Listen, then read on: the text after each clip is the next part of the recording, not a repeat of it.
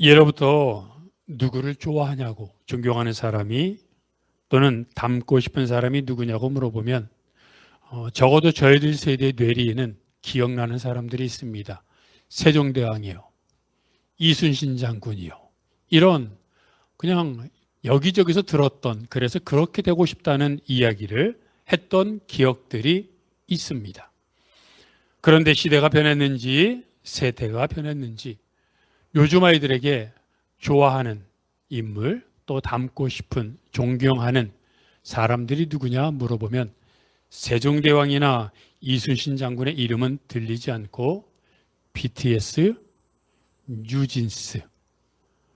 저희 세대는 그래도 소녀시대, 무슨 원더걸스 이런 이름이 기억이 나는데 좋아하는 아이돌, 가수, 연예인의 이름을 이야기한다고 합니다. 그런데 들어보면 무작위적으로 다 좋아하는 것 같은데, 흔히 말하는 BTS, 뉴진스, 또 좋아하는 스포츠 선수 하면은 호날두, 베컴, 또 여러 가지 많이 있겠지만 다 좋아하는 것 같은데, 그럼에도 자세히 살펴보면 사람들마다 같은 아이돌, 같은 가수라도 좋아하는 가수가 다릅니다. 어떤 사람은 BTS를 좋아하고, 어떤 사람은 뉴진스를 좋아하고, 어떤 사람은 또 다른 가수를 좋아하고, 스포츠 선수도 마찬가지입니다. 축구 선수를 좋아하는 사람이 있고, 축구 선수 중에서도 어떤 축구 선수, 그 선수가 세계 인류인지 또는 그렇게 이름이 나 있지 않은지와 상관없이 사람들이 좋아하는 아이돌과 선수들이 다르다는 것을 알게 됩니다. 왜 그럴까요? 우리가 들을 땐, 무작위로 들을 때는 그냥 아이돌을 좋아하는구나, 가수들을 좋아하는구나, 또는 무슨 이런저런 유명인사를 좋아하는구나라고 생각하는데, 그들 나름대로 좋아하는 원칙과 성향이 있더라는 겁니다. 왜일까요? 스토리가 있기 때문입니다. 내가 어떤 가수를 좋아할 때는 물론 잘하기 때문에 좋아하기도 하지만, 생각해보면 잘하는 가수가 한둘입니까? 얼굴 예쁘고 연기를 잘하는 탤런트가 한둘입니까? 그런데 내가 살아온 성향과 같은 겁니다. 또 어떤 뉴스 매체를 통해 그 가수가, 그 탤런트가, 그 선수가 무슨 일을 했는데 그게 내 마음에 들었던 겁니다. 나를 감동시켰던 겁니다. 그래서 노래도 잘하지만 인성도 됐네? 야, 나도 어떤 능력도 있지만 저런 삶을 살아야겠다라고 하는 필이 꽂혀서 좋아하는 사람들이 생기는 겁니다. 그래서 사업하는 사람들 중에도 사업 창업주들을 보면 어떤 창업주를 좋아하느냐, 어떤 그룹의 회장을 좋아하느냐, 운동선수도 아이돌도. 그렇게 생각하면 여러분, 내가 좋아하는 가수, 내가 좋아하는 탤런트, 내가 좋아하는 어떤 닮고 싶은 사람들이 있습니까? 그 사람을 왜 좋아하는지 생각해 본 적이 있습니까? 물론 생각하지 않아도 본능적으로 내가 추구하는 성향과 그들의 어떤 스토리가 나와 접목되어 좋아하는 것을 알기에 그것은 그들에게 또 하나의 롤 모델이 되는 겁니다. 오늘 본문에서 바울은 나를 본받는 자가 되라고 말합니다. 사실 이 문맥은, 이 글은 나를 본받는 자가 되라고 하는 것은 많은 사람들 사이에서도 논란이 되기도 합니다. 어떻게 나를 본받으라고 얘기할 수 있습니까? 내가 아무리 잘났어도, 내가 아무리 유명하고 많은 것을 이루었어도 그래도 제가 한 게 뭐가 있습니까? 라고 말하는 게 태도인데 어떻게 나를 본받으라고 얘기할 수 있을까? 더군다나 성경에서. 그래서 많은 사람들이 교만하다 말하기도 합니다. 그런데 다른 측면에서 보면 저는 이 바울의 나를 본받으라고 하는 이 이야기가 어떤 자기가 이룬 것에 대한 자랑이나 또는 자부심의 표현이 아니라 누굴 믿어야 하나, 어떻게 살아야 하나, 여러분 생각해 보면 이 세상 얼마나 많은 방향과 삶의 지향점들이 있습니까? 이러할 때 뭘 믿고 누굴 따라야 하는지 모르는 이런 상태에서 바울은 하나의 목표점, 지향점을 말해주는 간절한 모습임을 알게 됩니다. 나처럼 살아라고 말하는 겁니다. 여러분, 바울이 오늘 본문에서 나를 본받는 자가 되라고 한 것은 내가 이룬 것이 이만큼 되었으니 나처럼 이렇게 이루어라고 말하는 것이 아닙니다. 왜냐하면 오늘 본문을 다 읽어봐야 됩니다. 오늘 본문은 나를 본받는 자가 되라고 말했지만 그 앞에 뭐라고 말하고 있습니까? 바울은 이렇게 말합니다. 내가 예수 그리스도를 본받은 자 된 것 같이, 즉 내가 예수를 본받으면서 살았던 것처럼. 여러분, 이 말투에서 바울이 뭔가 이룬 내용, 성과, 업적을 말하는 것 같습니까? 그리스도를 본받는 지향점, 태도, 가치관을 말하는 것 같습니까? 읽어보면 읽어볼수록 처음에는 바울이 성과나 업적, 자신이 이룬 것에 대한 이야기를 하는 것처럼 느껴지지만 계속 읽어보면 내가 그리스도를 본받는 삶을 살아서 한 걸음 한 걸음 믿음의 발걸음을 걸어간 것처럼 너희도 나처럼 믿음의 발걸음을 걸어가라. 즉 나를 본받는 자가 되라는 것은 바울을 본받는 자가 되라고 한 것보다는 좀 더 근본적으로 들어가면 예수 그리스도를 본받으라고 하는 그 말임을 알게 됩니다. 즉 바울의 롤모델은 예수 그리스도였고 우리를 향하여 바울이 자기를 롤모델로 하라 그런 것이지만 또 한 단계 앞서가면 결국에는 예수 그리스도를 롤모델로 하라는 겁니다. 사업가든 아이돌이든 또는 어떤 사람이든 그냥 뭐 큰 사람이든 또는 회사에서 내가 섬기는 나랑 같이 일하는 어떤 상사이든 그 사람의 어떤 부분을 본받으려고 하면 저 부분, 근면 또는 다른 사람들을 대하는 그런 바른 태도 이런 것들을 보면서 저런 것을 나도 본받아야겠다라는 생각을 하는데 그렇다면 바울이 예수 그리스도를 그리고 우리가 예수 그리스도를 본받으려고 할 때 그들의 어떤 결정적인 부분은 무엇이었을까 하는 생각을 해봅니다. 첫째, 올인입니다. 집중했던 것입니다. 무언가에 올인한다는 것, 달리 표현하면 간절하다는 것이고 소중하다는 것입니다.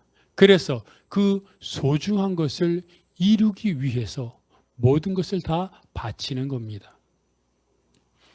우리가 평소에 보내는 10분, 여러분 생각해 보면 내가 언젠가는 10분 아니 1시간, 2시간도 아무것도 안 하고 그냥 멍 때리면서 보냈던 시간, 물론 그것도 의미 있는 시간이라고 하지만 하기 싫어서 아무것도 안 하고 1시간, 2시간 보냈던 적도 많지 않습니까?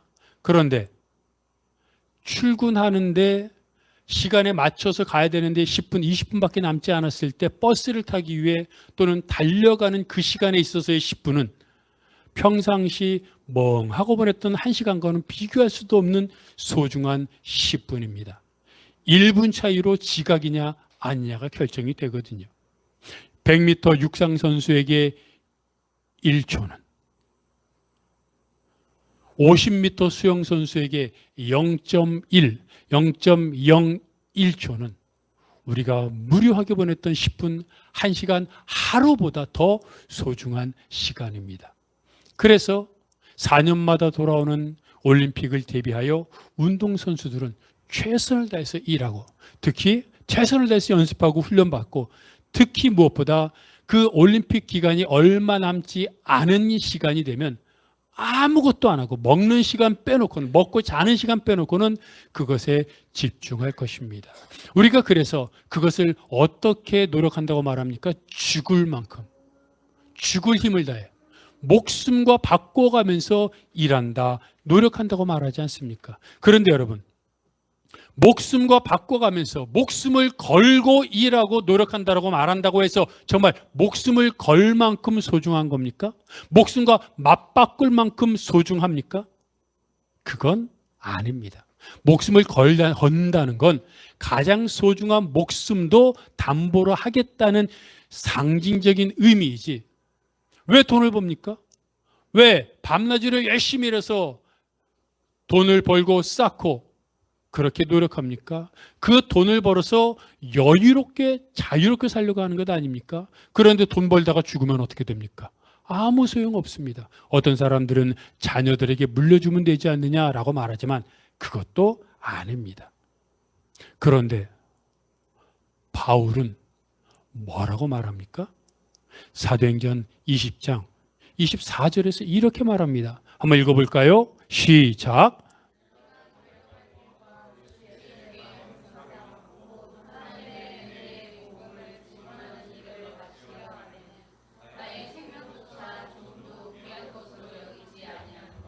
바울이 1차, 2차, 3차 전도 여행을 마치고 예루살렘으로 가던 도중에 마지막 3차 전도 여행을 했던 에베소에서 사역한 장로들을 대상으로 한 설교의 내용입니다. 예루살렘으로 가는데 가면서 들렀던 곳마다 사람들이 바울에게 예루살렘에 가면 당신이 결박되고 고난당하고 심지어 죽을 수도 있으니 가지 마십시오라고 만류합니다. 가는 곳마다 애타게 만류하고 가지 말라고 부탁하고 애원합니다. 그런데 그런 부탁을 들은 바울이 한 말이 그겁니다. 나는 나의 생명도 조금도 귀하게 여기지 않습니다. 나는 내 생명 아깝지 않습니다라고 말합니다. 정말로 바울이 흔히 말하는 것처럼 목숨 걸고 하겠습니다라고 말해도 사람들이 가는 곳마다 당신 거기 가면 죽어, 당신 거기 가면 정말 큰일 나라고 말하면 웬만한 사람들은 안 갑니다. 늦춥니다. 그리고 다른 곳으로 갑니다. 왜요? 다른 곳에도 복음 전할 기회가 얼마나 많습니까? 그런데 바울은 말합니다.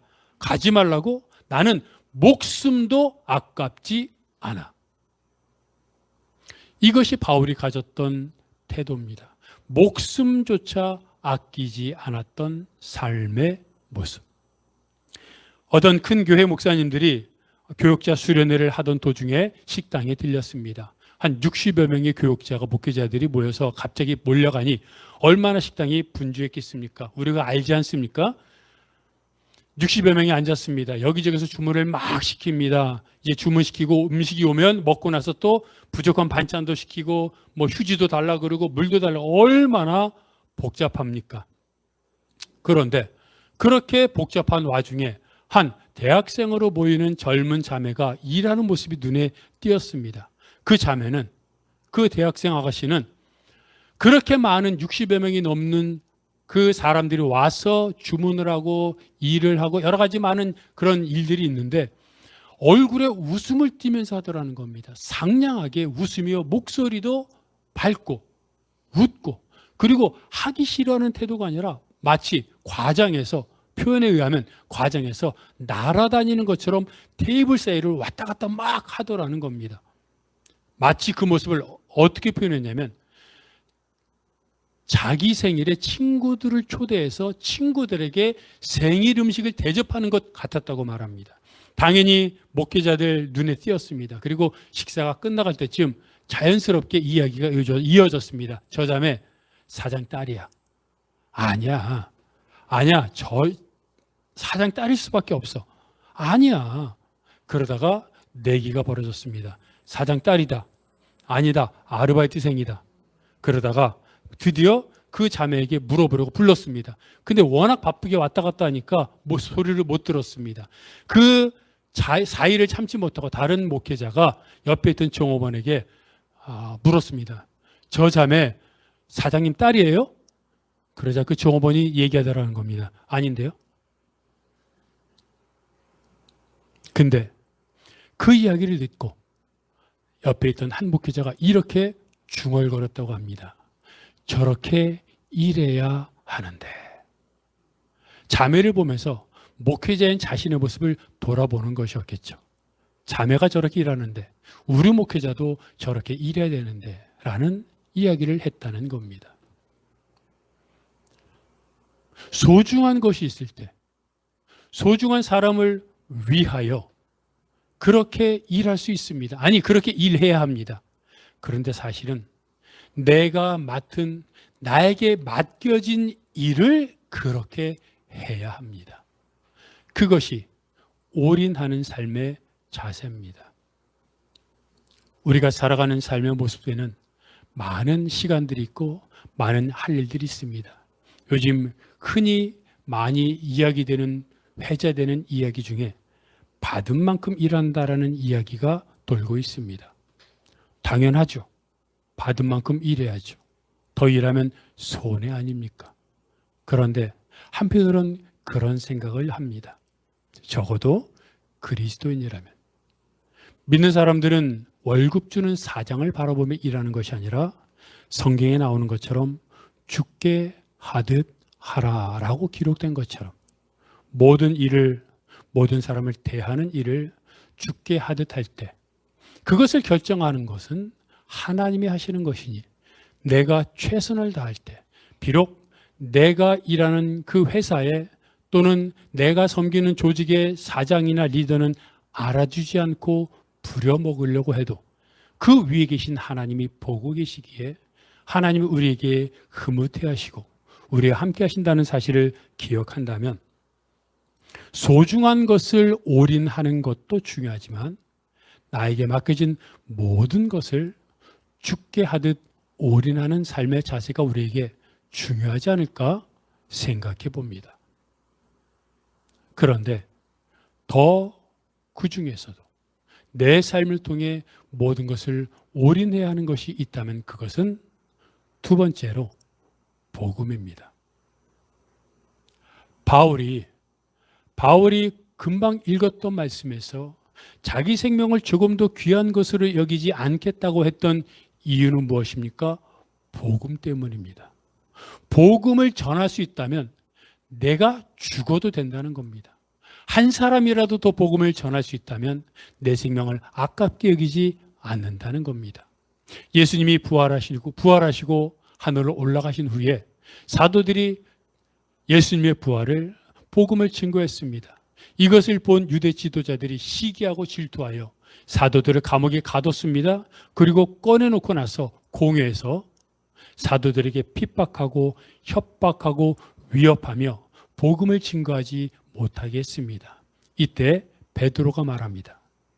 하나님의 말씀을 듣는 것과 너희들의 말을 듣는 것 중에 어느 것이 옳은지 판단하라. 우리는 보고 들은 것을 전하지 않을 수 없다. 이것이 복음입니다. 복음의 뜻이 무엇입니까? 복된 소식입니다. 그런데 사람들에게 복된 소식은 무엇입니까? 돈 많이 버는 거죠. 사회적으로 높은 지위에 올라가는 것이죠. 가정이 평안한 것이죠. 건강한 것이죠. 아팠던 몸이 회복되는 것이죠. 물론 이것도 복음입니다. 좋은 겁니다. 그랬으면 좋겠습니다. 그런데 예수님은 이것 위에 좀 더 근본적인 복음에 대해 말씀하십니다. 예수님은 마태복음 16장 24절에서 26절 말씀을 통하여 우리에게 이것이 복음이라고 말씀하십니다. 마태복음 16장 24절부터 26절까지 읽어봅니다. 시작.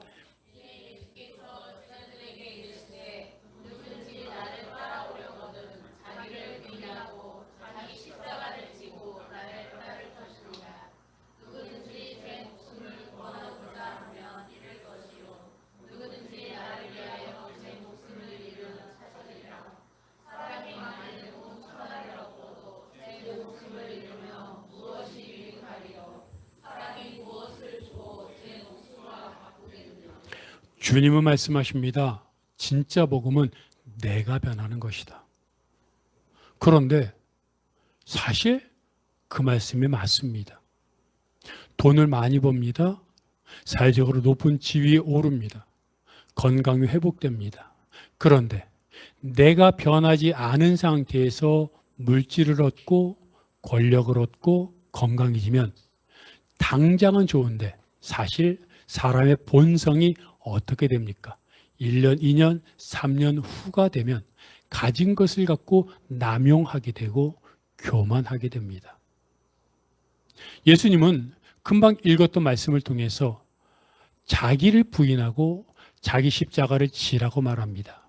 사실 맞는 말이지만 어렵고 듣기 싫은 말일 수도 있습니다. 힘듭니다. 그런데 자기를 부인하고 자기 십자가를 지는 이것이 왜 복음입니까? 주님은 말씀하십니다. 너 목숨을 잃으면, 즉 자기를 부인하고 자기 십자가를 져서 나를 부인하고 죽는 삶을 살면 그것이 너를 얻게 할 것이다. 더 풍성히 하늘 보화를 얻게 할 것이라고 말씀하십니다. 자기 목숨을 구원하는 자는 잃을 것이라고 말합니다. 자기 목숨을 구원하는 자. 자기 목숨을 구원한다는 게 무슨 말입니까? 내가 원하는 대로 산다는 것이요. 그것은 사실은 자기 사랑입니다. 자기를 사랑하지 말라는 게 아닙니다. 그런데 자기 사랑이 가장 우선시되고 대표시되고 그것이 나의 중심이 될 때 가져올 부작용에 대해서 말하는 겁니다. 모두 다 자기만 사랑한다면 어떻게 되겠습니까? 그것은 필시 멸망을 가져오게 될 것이고 나를 위해 물질과 권력과 그 밖에 모든 것들을 모으고 축적하다 보면 결국 그것이 자기뿐만 아니라 자기 주위에 있는 사람들까지 멸망시키게 될 것입니다. 그래서 예수님 말씀하시는 겁니다. 자기를 부인해라. 자기 십자가를 져라. 그것이 결국 모든 것을 얻게 하는 것이다 말씀하고 있습니다. 복음이란 단순하게 표현하면 이 땅에서 천국과 같은 삶을 사는 것입니다. 그래서 노력하고 일하는 겁니다. 그런데 성경에 기록된 초대교회 성도들은 정말로 이 땅에서 천국을 사는 삶을 살았습니다. 그런데 그들이 예수 믿고 나서 부자가 돼서 천국을 살았습니까? 예수 믿고 나서 아팠던 사람들이 다 깨끗이 씻음 받았습니까? 그들이 예수 믿고 나서 노예였던 사람들이 평민이 되고 평민이었던 사람들이 귀족이 되고 귀족이었던 사람들이 왕족이 되어서 그래서 천국을 살았습니까? 아닙니다. 그들은 예수 믿고 나서 지금 예수님이 말씀하신 것처럼 자기를 부인하고 자기 십자가를 지는 그런 삶을 살게 되었습니다. 다시 말하면 자기가 변화되는 삶을 살게 되었습니다. 그랬더니 행복해진 겁니다. 행복은 행복해지고 싶다고 되는 게 아닙니다. 행복해지는 겁니다. 여러분, 내가 행복해야지, 내가 평안해야지, 내가 담대해야지, 물론 그런 적극적인 태도가 안 하는 것보다는 효과가 있을지 모르지만 그렇게 한다고 또 되는 것도 아닙니다. 그래서 물론 사람들이 훈련하고 세미나 참석하는 것이겠지만 그것도 한계가 있습니다. 그런데 성경이 말하는 것처럼 자기를 부인하고 십자가를 지는 삶은 정말로 어려운 길이지만 그러나 그 어려운 길을 걸어갈 때 모든 것을 다시 얻고 하늘 보화가 내려온다고 말합니다. 여러분, 우리가 너무나도 쉽게 아는 것처럼 달고 맛있으면서 몸에도 좋고 건강한 것 있습니까? 아닙니다. 약은 쓰다는 것 다 알지 않습니까?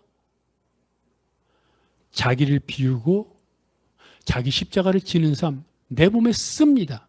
그러나 그것이 나를 살게 하고 내 가족을 살게 하고 내 영혼을 살게 하고 그리고 영생을 얻게 하는 겁니다. 그것이 복음입니다. 그 복음의 맛을 봤더니 바울이 목숨까지 거 아무 의미가 없더라는 겁니다. 왜요?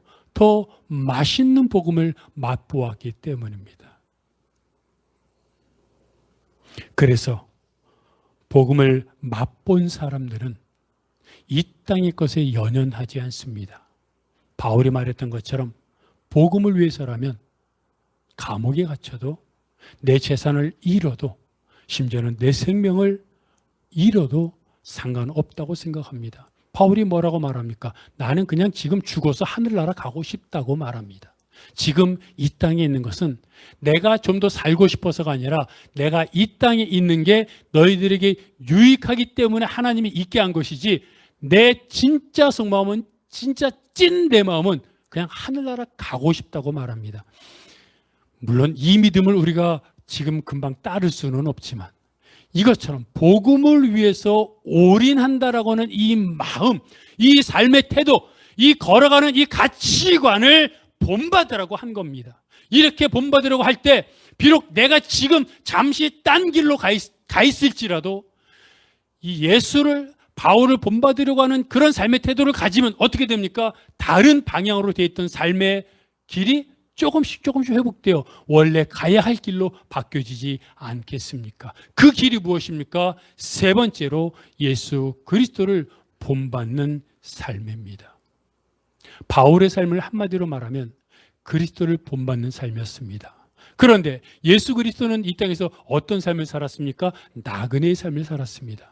사실 예수님은 나그네가 맞습니다. 예수님이 있어야 될 자리는 이 땅이 아니었습니다. 하늘 보좌였습니다. 그런데 우리들의 구원을 위해 잠시 이 땅에 오신 것이지 예수님이 원래 있어야 할 자리는 하늘 보좌였습니다. 그것을 알았기에 예수님은 이 땅에 무엇인가 자꾸 쌓으려고, 무엇인가 자꾸 지으려고 하지 않았습니다. 자꾸 허물었고 없앴고 언제라도 떠날 준비를 하며 살았습니다. 그게 그리스도인의 삶이고 그게 바로 바울의 삶이고 나의 삶이어야 합니다. 인도에서 선교 사역을 했던 하이드라고 하는 선교사가 있습니다. 그 하이드는 대학교에서 교수로 섬겨달라고 하는 청빙을 받고도 그 직을 고사하고 인도의 펀잡 지방으로 가서 평생을 선교사로 지냈습니다. 그런데 그 하이드 선교사의 별명이 기도하는 하이드입니다. 제가 기도하는 하이드의 책을 읽고 많이 감명받고 나름 또 본받으려고 노력도 하고 그랬는데 이 하이드는 정말 인도 사람들에게 어떤 별명을 얻었냐면 잠을 자지 않는 사람. 기록에 의하면 30일 동안 30일 동안 밤낮 기도만 했다고 합니다. 36시간 동안 무릎을 꿇은 채로 계속 기도했다고 합니다. 그냥 이 사람은 기도하는 사람이었습니다. 늘 기도했습니다. 그래서 이 사람, 기도하는 하이드는 하나님 앞에 이렇게 기도했답니다. 하나님, 영혼을 내게 주옵소서, 아니면 내 목숨을 거두시옵소서. 이 말 한마디가 하이드의 삶을 한마디로 평가할 수 있을 것 같습니다. 어느 날 기도하다가 하이드는 마음 가운데 그러한 마음이 들었습니다. 하나님 앞에 하루에 한 명씩 결신자를 얻었으면 좋겠다. 그래서 하나님 앞에 기도합니다. 하나님, 오늘부터 내가 전도할 텐데 하루에 한 명씩 결신자를 주십시오. 그 결신을 하고 다짐을 하고 전도를 나갔습니다. 그리고 동역자들에게 그 결심을 말했더니 사람들이 말합니다. 어떻게 하루에 한 명씩 하다가 한 명을 전도할 수는 있겠는데 어떻게 하루에 한 명을 전도할 수 있습니까? 결신자를 얻을 수 있겠습니까? 불가능합니다 라고 말했습니다. 그런데 기록을 보면 그는 그 해에 1년 동안 400명의 결신자를 얻었습니다. 그 다음 해 하이드는 이렇게 기도합니다. 하나님, 하루에 2명의 결신자를 얻게 해 주십시오. 그리고 그 해 결산 때 하이드는 800명의 결신자를 얻었다고 합니다. 그 다음에 하이드는 하나님, 이제는 제가 그 2명의 배를 결신하게 해 주십시오. 그리고 그 해에 1600명의 결신자를 얻었다고 기록은 말하고 있습니다. 하이드는 하나님 앞에 서 있는 걸 좋아했습니다. 시간만 나면 하나님 앞에 기도했습니다. 하나님 앞에 무릎 꿇고 기도하고 철야하고 금식하는 걸 즐겨했습니다. 그래서 그가 중보기도하는 인도의 집회는 늘 회개의 통곡 소리가 끊이지 않았다고 합니다. 하이드가 인도에서 일어나는 집회를 위해서 1달, 2달 중보기도하고 집회가 열리면 그 집회에서 수많은 결신자와 회개자가 나왔고 특히 하이드가 설교를 할 때면 설교 시간에 통곡하며 회개하는 사람들이 속속 일어났다고 말하고 있습니다. 그냥 400명, 800명, 1600명이 결신자가 생겼다라든가 또는 회개하는 사람들이 늘어났다라든가의 그런 결실을 보며 우리는 놀라지만 사실은 그 결실을 얻게 되었던 과정이 하이드는 늘 하나님 앞에 나아가 기도하며 죽기를 원했다는 것입니다. 그냥 하나님 앞에 나아가 기도하는 것이 즐거웠고 기도했고 기도가 삶이었던, 그래서 그 하이드는 마지막 그의 인생에서 마지막 외마디 외침이 하나님께 승리를 외쳐라, 그렇게 외치고 이 땅을 떠났다고 합니다. 기도하는 하이드, 또 오늘 본문에 나오는 바울, 이들을 우리가 어떻게 다 닮아갈 수 있겠습니까? 그러나 적어도 우리는 이런 이야기를 들으면서 내 삶에 하나의 가치성을 깨닫게 됩니다. 이들처럼 예수 그리스도에게까지 자라가라 그랬는데 예수님에게 자라가도록, 그리고 바울처럼 또는 지금 말한 기도하는 하이드처럼 내 삶의 방향성을 사람들이 말하는 것처럼 물질이나 권력이나 이것이 아닌 복음을 위해 올인하는 방향성으로 내 방향의 목적을 바꿀 때 그것을 통해 어떠한 일들이 일어날 것인지는 굳이 상상하지 않아도 하나님이 채워주실 것임을 알기에 우리 다시 한번 말씀을 기억하면서 주님, 제가 복음을 위해 올인하는 그런 삶을 살게 하소서. 주님, 내가 지금 있는 이 상황이 마음에 들지 않고 또는 사장이, 조직의 리더가, 상사가 나에게 불공정하고 옳지 않은 것 같을지라도 내가 믿는 것은 상사나 사장이나 조직의 리더가 아니라 이웃이 아니라 하나님인 줄 알기에 하나님을 믿고 복음을 위해 올인하며, 그리고 지금 내가 있는 이 자리에서 어떤 방향으로 무엇을 선택할 것인지를 사람을 보는 것이 아니라 하나님을 보고 그 방향을 선택하게 하옵소서. 그렇게 결단하고 그렇게 살아가는 여러분이 되시기를 바랍니다.